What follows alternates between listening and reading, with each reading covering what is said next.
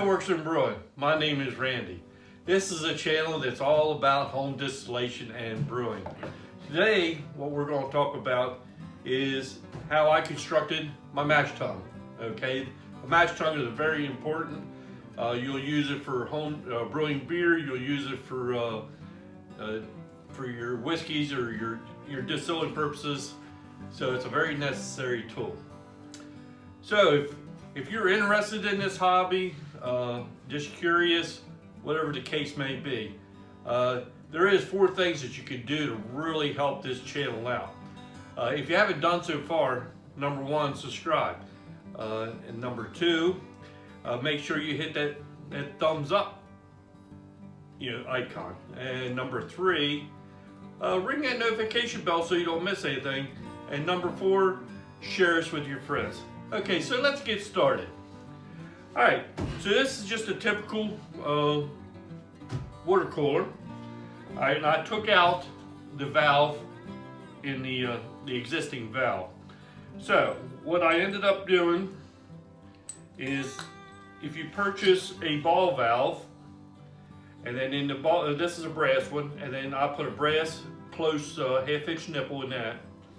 All right, and then the next piece will be a washer, a metal washer. And then I got an O-ring that will fit down inside of that. Okay. And this, like I said, this is very, very simple. All right, so then what we're going to do is we're going to install this into the cooler.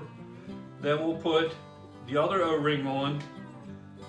And then this is a piece of, it's a half-inch pipe thread on this side, converting to half-inch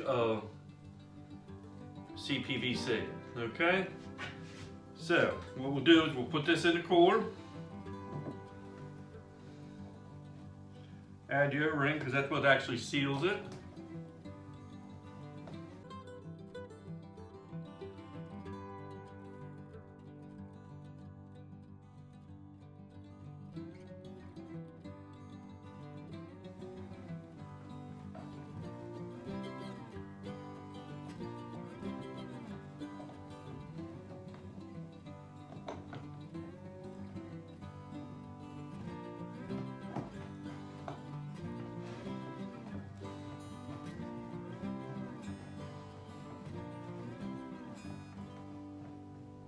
And you tighten it down.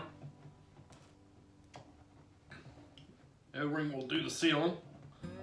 So use some pliers, tighten that down. And then the next thing is, this is just a screen that I bought from the local homebrew shop.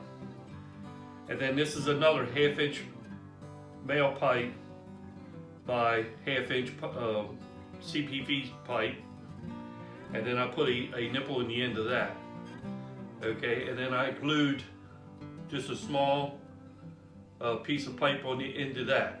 And then the way this will work is, let me grab the camera.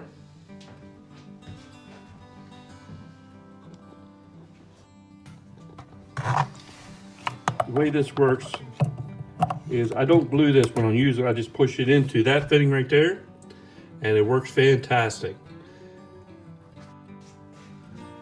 So, as you can see, this is a very, very simple project, and you'd be amazed how well this cooler will maintain temperatures in your mashes, when you're trying to convert the grains over into fermentable sugars.